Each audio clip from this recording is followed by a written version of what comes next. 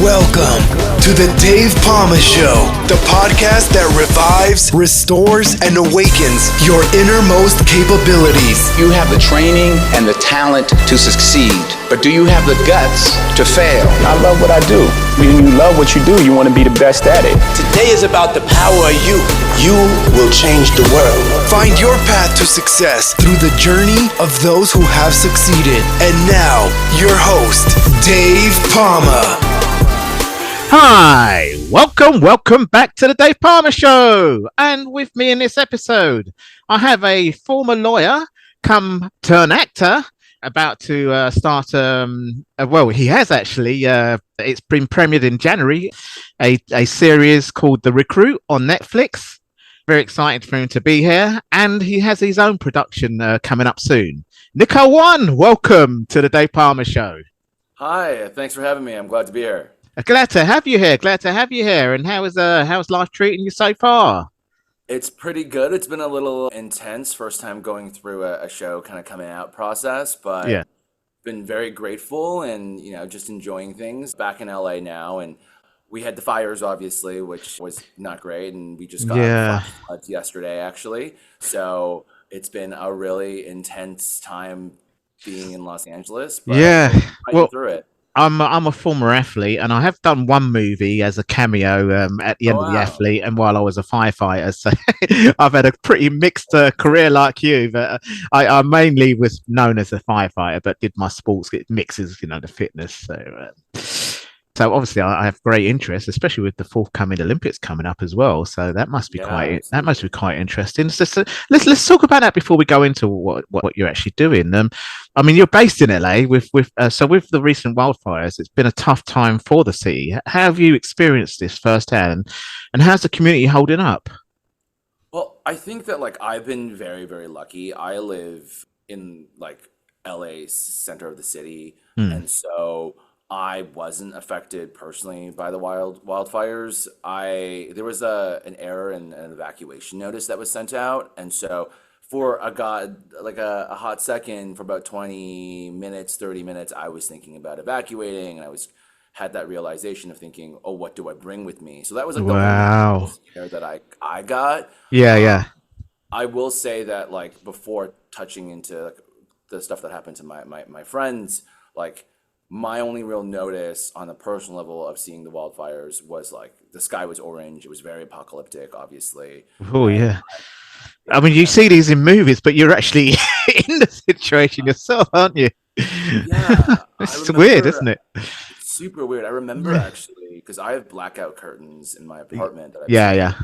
And I woke up in the morning just kind of smelling I thought something was burning, and I was like, what is going on? And my phone is not next to my pillow, so I'm going to check, and I was the sky is red, and it was such a crazy realization, because you heard LA gets fires occasionally, but you didn't realize how intense it was. And I remember I heard it last night, people were kind of moving out, and you just didn't realize the extent of it. You saw the sky in the morning, and that was really crazy. And then I was volunteering actually for the fire. Wow. Excellent. Well, good on you. Thanks a lot for your service doing that. Thank you. All of us were pitching in. It was actually a really lovely time. It was doing it, and I have a background in cooking, so it was a natural thing for me to do. Okay. Yeah. But I think that was the first time where I was also helping out at a restaurant in the city, in the back where it was open space, and I remember there's a video of me stir frying some vegetables. Okay, I've got a little wok somewhere in my kitchen. I don't think I'm as good as you as cooking, but it's all pre-done for me. No, it's okay. I think it's a soothing process, but I was stir frying vegetables, and I could see ash start falling down, and that was the realization that I was that's pretty scary, because obviously I'm nowhere near the wildfires, but it has come across, the extent of it has come across here, one, and two, I was thinking, well, that's one. Two, I was thinking, are these vegetables still good, right? And then three, I should probably wear a mask, and 4, this again, back to 1, this is really serious. There's things we're not catching, right? Yeah. But that was my own personal experience. being affected in any sort of way. Yeah. I had friends who lost their homes, and it was really Oh, intense because I had been well, in their homes like 5 weeks beforehand because it was obviously yeah. like the winter holidays, and Yeah.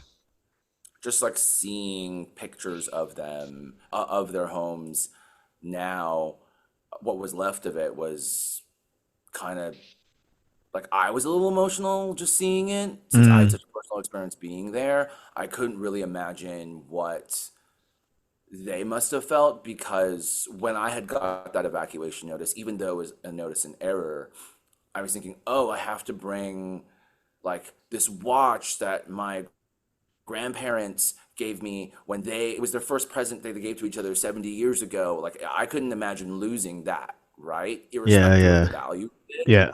And so I had a friend specifically, she had lost her home that she had essentially helped build from the ground up. Rebuilds now that are like, just getting into action. And so the process is still so fresh. I think the community of people in LA themselves have been really, really great. Everyone's been helping out. Everyone wants to help out. Mm, Everyone's excited to help out. And it extends a lot to Southern California. I mean, like, even we had firefighters from everywhere come in to help put out the fires. We had people driving up to help volunteer where they could. You would have this crisis going on, people being unhoused, and then you would also have part of the city being like, oh, it's still business as usual, and like you're still trying to maintain business as usual because you're still trying to do your own work and be able to buy groceries, but you're also still witnessing this and trying to help out. So it was a really intense time, and especially we just had the flash floods yesterday. I actually popped a tire yesterday oh, right. in the rain, which was very, very, it was Twilight Zoney. But back at PCH, there was floods, like mud floods again. The Palisades had flash flood warnings, and the roads were blocked again. So it's kind of crazy on a general basis. Yeah. Well, I mean, these fires seem to be getting worse every year. Do you think Hollywood and the entertainment industry have a role in raising awareness and pushing for change?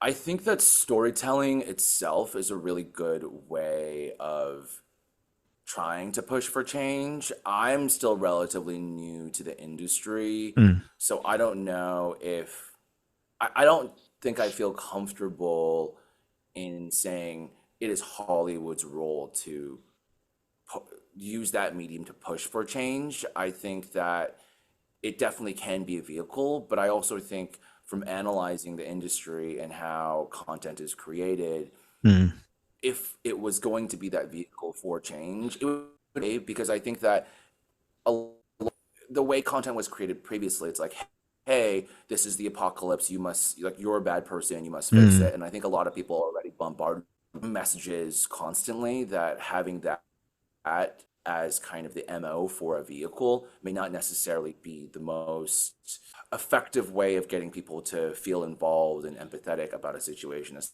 like it was like living in a movie, so inevitably Mm. I do think that there will be a story about this. The way it's Yeah. told will be. I would be curious for that too, actually. Yeah, well, I mean, there was even a fire captain that lost his home. So, I mean, everybody was vulnerable. There was it took no prisoners, didn't it? Really? It took no prisoners. It was very equalizing, especially in the Yeah, sense of like just saying, hey, we've all lost memories outside of the money, yeah, right? I know. That's And the value sentimental, of isn't these it? homes. It's so sentimental. And what was heartbreaking was also there was obviously like a lot of looters that came in and like Yeah, stole things afterwards. yeah, that And so was, they like dressed up as firefighters, and yeah, that that's was really right. heartbreaking. So you're like, yeah. It was not an easy time. I'm very lucky that I was fine, and I'm very grateful for that. But Mm, I definitely see it as a stark reality living in LA with this yeah, happening. So yeah, yeah. I mean, obviously, being a firefighter, I've come across all kinds of disasters, and obviously, having that head on super. I mean, yeah, I know around the world there's all kinds of different things that happened. And actually, when you was talking about little flakes right, of ashes coming down, I was ashes at stuff, yeah, right? I was actually dividing my time between the Philippines and London as a retired firefighter, Oh wow, because my wife is from yes, Philippines, and I've got a daughter that was born there, but yes, we're now nice. all in the UK. However, there was a volcanic eruption, and it was just it was just a semi eruption, but they weren't sure if it was going to totally go. We lived close to the not close to the volcano, but about an hour and a half, an hour drive, an hour to an hour and a half drive. Next thing, it was like, they have snow. Well, I don't know if you've been around snow, because obviously LA's not really, but, well. Oh yes, so I split my time between Vancouver and LA. So Vancouver, Vancouver's so more like I know snow for sure. That's it. Vancouver's more like England, actually. Yeah, so it's British weather there. That's why they call it That's why they call it British Columbia. But it was like that, just tiny flakes, and then it gets heavier and heavier, and then next thing you see, it's snow up to like getting quite deep on the floor afterwards. But that's what this volcanic eruption was getting like. And I thought, no, we're going to Manila, and we're just staying in a hotel, which is another hour and a half drive away. Absolutely. So, but there was still like people walking in face mask, and this was like 3 months before the pandemic started, so the beginning of 2020. Wow. Yeah. So I I don't know how I would react to that. That's a good move that you kind of were like, oh, we're going now. That's really it's one of the most commonplace for natural disasters. So I was doing work for the Philippine Red Cross out there after retiring from the London fire as a London firefighter. So that was my little volunteer bit I was doing whilst obviously having a family there. So that was quite interesting because they had landslides, floods, and typhoons, and all kinds of stuff, earthquakes. So many. But LA is similar, isn't it? California. They have. I think there was an earthquake recently in San Francisco, wasn't there? Yes. There's been.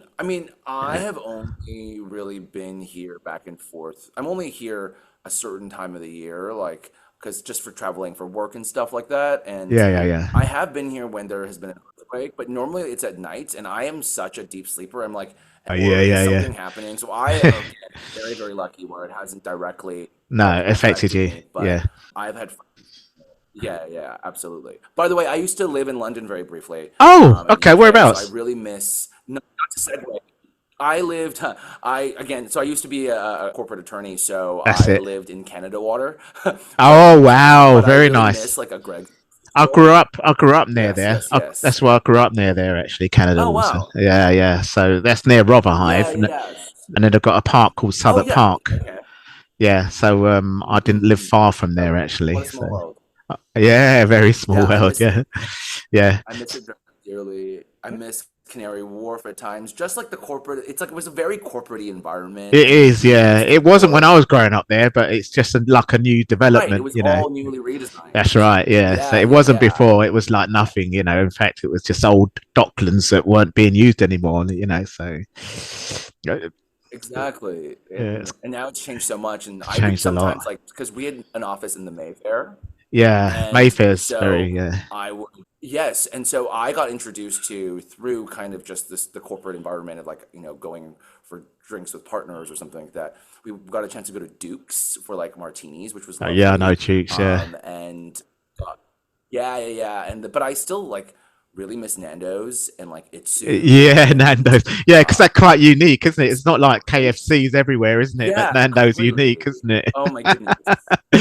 There is a few countries that have Nando's. That was my segue. Yeah. But staying on your career shift from law to of course. to acting, your journey from being a corporate attorney and VC to acting, it's fascinating. So, what was the moment that made you take that leap? I think that it was actually a very long process, to be very frank. I didn't know I wanted to go into acting. I had just known that my current situation wasn't what I wanted. In just the American kind of, American or North American perhaps, like, legal career dream would be go to a good law school, or go to a law school, go to a suits kind of style big firm, right? In the UK, like one of those magic circle firms, right? Yeah, I know, And then if you don't want to become partner, then you go in-house at a company and you take a pay cut, and then you don't have to work 16 hours a day. But that's the beauty of life, and you normally do that after graduating between 3 to 5 years. And I was very lucky again. I was able to make that jump from being at a large firm to in-house within about, like, 2 and a bit years. And so when I did that, I kind of tried to treat myself, being like, "Oh, I'm free now. Like this is the life." And I was going out a lot, and Yeah, I yeah, was just kind of enjoying life. And yeah. It's a bit like when I I retired kind from the of had that fire moment where, service. like, is this it? Like, Yeah, right, right, it's exactly. kind And of, kind but of yours was a like career break enjoying as opposed to freedom for a retirement. bit. Yeah, yeah, yeah, exactly. Like it's like a career break, I Right, suppose, but a right. change of career break kind of thing, really. Completely. But I thought that I like had achieved this. So essentially in that way, like because I had freedom, I thought I had achieved the dream. And then I realized I felt this sense of like emptiness. Mm. And I had been like, is this it? Like I don't know if I want to work more to climb up the corporate ladder. I came from a family, of Asian immigrants, and so Yeah. being a professional was really Which important. part And of so Asia is your I family from? so my mother is from Hong Kong and my Ah, dad okay. is from grew up in Singapore. Oh, I've been to both countries. So, Yeah, yeah, yeah, yeah, they're both are really lovely. I yeah, grew up yeah, all yeah, over Asia, actually, yeah, yeah. I've been spending to a lot time of there, places. I've and been to a lot of so places in Asia as I, well. well, Yeah, yeah, yeah. I mean, we lived in the Philippines, right? And That's right, so exactly. I Yeah. like, and When I so was like, flying yeah, so I back. like, and so I spent so much of exactly, and so I mean, so you totally know, and I used Yeah, to yeah. work in Korea and at a law firm. I was interning there. I spent all my summers there when I was a kid, and so I had this kind of traditional, very, I would say, Asian traditional mentality of what your life was supposed to be. And Yeah. when I realized that that's what I didn't want anymore, I missed being creative. You know, I used to create dishes and cook in a kitchen, and Mm. I used to be a professional ballroom dancer. I actually used to compete at Oh, the international championships in oh Birmingham when I was wow. a kid, Okay. Yeah, yeah. actually. So you had a little like me with a sports real well, So athletics. Yeah, it's a similar kind of thing. Yeah, you had a yeah, little yeah, kind of. yeah.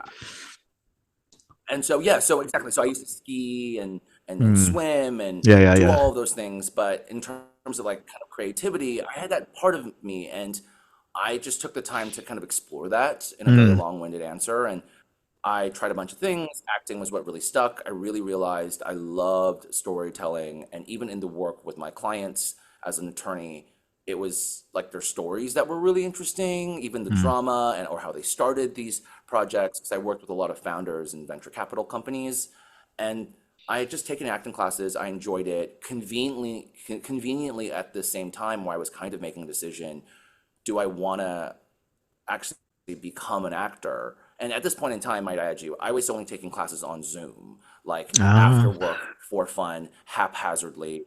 Sometimes, I can say this as an adult, like after a drink or two, so it was just like a fun hobby, being like, Yeah, I this know is you mean. Yeah. great. And then I was like, do I want to do this? And so I conveniently, at that point of this decision making process, we got new management at the company I was working at, and it just changed the culture completely.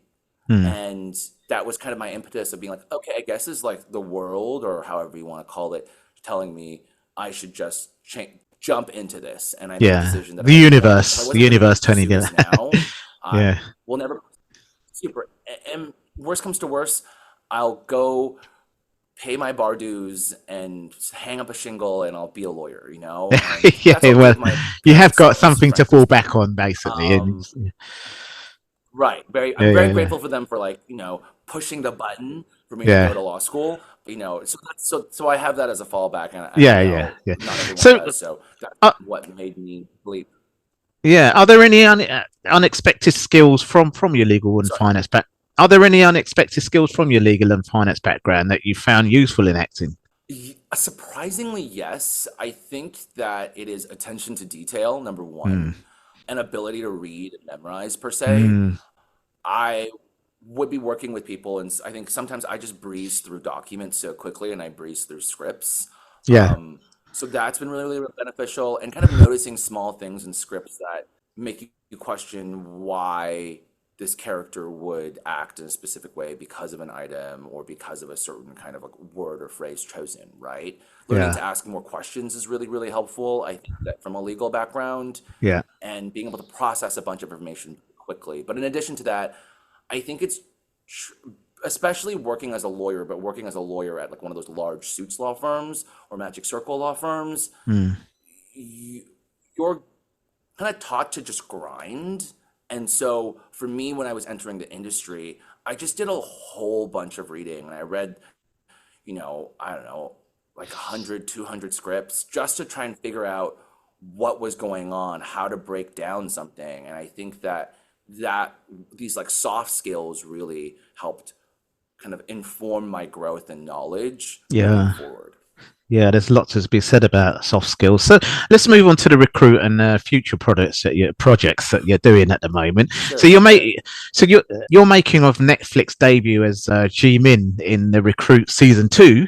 What can you tell us about your character and what drew you to that role? Yeah, for sure. So I was a big fan of the Recruit season 1 when it first came out, and so the audition already. I got the audition. I was so kind of, as an actor, so grateful to get a chance to read.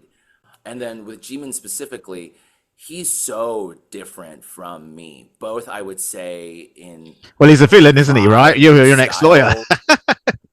Yeah. He's like a bad villain. He's like not a smart villain. Right? All right. Okay. Yeah. I would argue he kind of very streetwise. Both sides. Very, very much so. So his character is this guy who is he's a gangster that is an informant for the Korean Secret Service. Right. And that service member, mainly my co-star, is the amazing Teo Yoo. And so, he gets himself into trouble by kind of being an informant and kind of being shady in the back, and really gets beat up. So there was a lot of fun playing him, number one. Number two, this character is so different from who I am. Number three, I spent so much of my young adult life growing up in Korea in this working environment that it was so lovely to kind of pay homage and go back, and that nostalgia was there, and I understood parts of the culture obviously better than like it was more relating back to a version of myself that I remembered, and it was lovely. The version I remember not as a gangster, let me be very clear. But one of those like really pinch me moments, not necessarily to your question, but being drawn to the role. But like we were walking on one of the opening scenes where you see Ji Min, he's walking on a street, and in Seoul, and I've been on that street. Right? Like, wow. I know exactly where this place is. It's like when you said you worked in Canada Waters, right? I'm saying, I've been there as a kid playing around, when it was nothing there. Yes, exactly. And so I think but to kind of redirect back to your point, Ji Min's character was just so interesting and so different from me. Being an attorney, even though I grew up in my professional career was in tech and in corporate venture capital, where you're used to taking more risks. We're, by nature, conservative people. We like to mitigate risk, and this guy is so not like it's the opposite, the complete opposite. So that was what was really interesting, and I honestly couldn't pass up the opportunity to try and have a chance to work with someone who I very much respected and idolized, being Teo, coming off of Past Lives, and also Noah, who I grew up seeing on Netflix when I was growing up, and it was a show that I really loved. I love spy espionage pieces, and this was a great one that I was just really excited for. Wow, yeah. Well, that's really excellent that you've done that, and you're also developing your own feature film, Lee. It feels like I'm saying it twice, but absolutely. So what's the story behind it, and what kind of impact are you hoping to make? I've got a politics degree, by the way, so I think I might be able to get debatable here. Ooh. So I don't know. I think that Lily is the name of the film. It's really just like a buddy film. More so, I would like to say, if I can even say, a modern day version of Harold and Kumar. Right. I don't know of it. Yeah. It's just like a buddy film with two guys that go try and find a fast food burger joint, and it really is about. At the core of it is. And that's based in the U.S. This one, yeah. Yes. Yeah. Okay. It is. The core of it is a conversation about friendship and what would you do for your best friend. Okay. All right. A comedy, very chaotic, very wild. Right. And that's good. we face the question of being like, what would you sacrifice for the person you love and you care about, your best friend in the entire world? Like, would you lose your finger? Would you cut off an ear? Would you like cut off your balls for your best friend, hypothetically? Yeah. We answer that question also in a very chaotic, kind of funny, non-gory way. Yeah. So I just wanted to put a piece into the world that I thought was fun, kind of escapist, given how intense the world is these days for everyone. And to me, that was something that was really exciting. And then, the core of it is a conversation to a certain extent about a different type of immigration issue. I have a lot of friends. I'm American, I'm Canadian. Yeah. I have a lot of friends who grew up in America and they came on student visas, and for some reason, like their green card didn't get processed, or they were still in a student visa process from high school, university, grad school, and then now they're beholden to an employer that kind of really takes advantage of them, knowing things. And even though they're doing everything correctly, they're still being asked to do stuff that's not in their job description, but they can't say no because then they'll have to go back to their home country, which, even though they were born there, they're really not from there, right? Yeah, so, yeah. They're poor. And so I've had a lot of friends that have had that happen to them and had to go back. Yeah. From that. And so this was kind of like a lovely homage to them. And so that's about it. I'm really excited about it. We're kind of in the process of getting set up and kind of building it all together. And I'm excited to show it when it is able to come out. It's an ongoing project of yours, and I'm sure you'd be very proud when you get that, because it's a completely different thing from when you started as a lawyer and blah blah blah, and now you're actually having your own movie. I mean, wow, I've got my own podcast show. Wow. It's like, as a firefighter. Career changes, absolutely. Well, the thing about it is that I kind of try and monetize it. A lot of it's with coaching and consulting and advertising, sponsorship and stuff like that. That's how you really do it, and lots of other things, that's how. But the main thing is obviously this is your TV show or radio show, isn't it? Really, and that's the monetizing comes after from whatever opportunities sort of comes in. And actually, there's a lot of celebrities and actors and all kinds of people that have podcasts these days. It used to be motivationally speaking and things like that, but now they throw out a podcast and the celebrities just doing all kinds of it. It's interesting to see different facets of people who that's the thing about it. It's very diverse people using it. That's why they've got so many different sections, like comedians and obviously society and culture, which is usually movie people and that kind of thing, music. So I think Taylor Swift's boyfriend's got his own podcast show, and there's someone else who's really famous that's got it. But obviously, it's become a big thing because now obviously the politicians are going on it now. Like Trump and I forgot the lady's name now. That Harris. They all just found it a very important thing to do. It is now becoming that way. They said it's going to be, well, in 2020 when my podcast started growing really quickly. I started it 2 years before, and it really rapidly grew during the pandemic because everyone just started fleeing to Netflix, Spotify and whatever in the lockdown. They said, well, podcast is going to probably be taking over radio in 10 years time, and that was 2020. So I mean, I listen to podcasts a lot, especially when I'm driving, and so it's like a really lovely way, or even when I'm cleaning, to be honest. So well, that's it. They said you could be just cleaning and just switch on the audio, which is what you do with radio, though. You do that with radio anyway, don't you? Really? So I never really listened to radio. I was always listening to music or audio. Yeah. So it's great to have podcast options now, especially in the morning. Like I'll listen to the news in the morning where I'm making coffee or something. Yeah. So it's just like you feel like you're not alone because someone's like talking with you, right? Yeah. Well, they're even putting it, but it's everywhere now, really. But they're even putting it on in-flight entertainment and stuff like that. Yeah, they definitely do that. And so, the next LA to Korea flight, you probably have your podcast interview with me on it, with Spotify throwing it out somewhere. I would love to see that. That would be interesting. Yes. I wouldn't even know they'll probably do that. I wouldn't even know it. That's how. As long as you're able to monetize from it, that's important. They'll probably take all the monetizing themselves. They won't tell me about it. That's so funny. Yeah, unless you really do, get an exclusive deal somewhere, and I haven't at the moment got that. As I say, I have to monetize it through what I've mentioned to you, and then.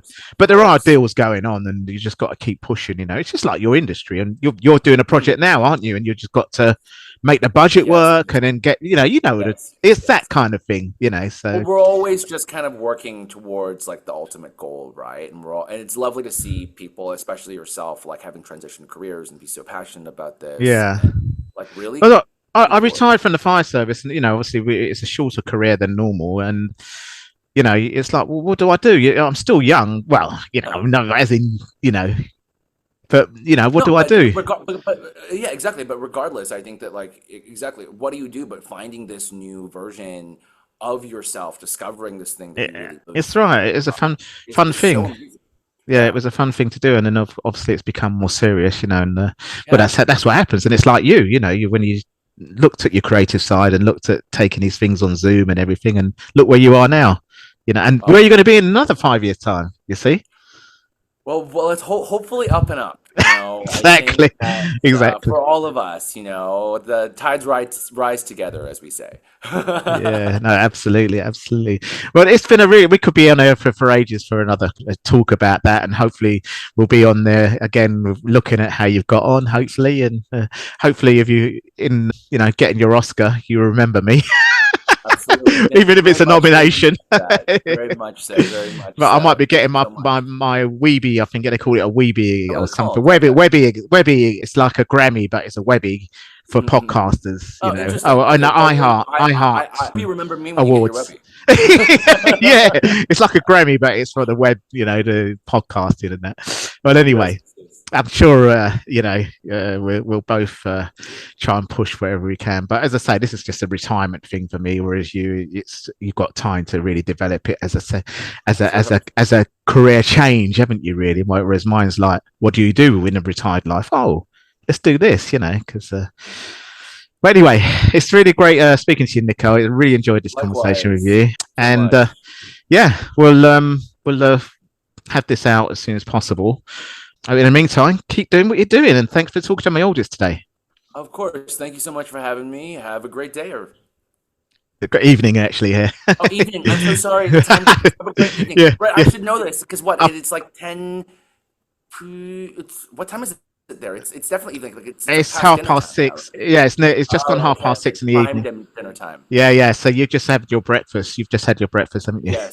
I should remember this. Yeah, don't worry about it. It's all right. Yes. When I was in the Philippines, it really got me. But I mean, if you still got Asian ties, the time difference, which is not actually, it's even worse from LA. Actually, yeah, it's hard. You have to get up early in the morning for yours, or late in the evening. Late in the evening to speak the next day. They're already in the next day there when you're in the evening where you are. So. I really remember those international days. Not my favorite time, I will say. Yeah. But oh well. Well, once again, so much. Once again, thanks a lot for talking to my oldest today. Okay, thank you. That's all for this episode. Thanks for listening, and remember, if you want to support what we do, then share, subscribe, and leave a review over on Apple Podcasts, or head over to my website, davepalmer.com, and click on Rate Show. Well, that's all for now, but I'll see you in the next episode of The Dave Palmer Show. Follow us on Facebook, Twitter, and Instagram.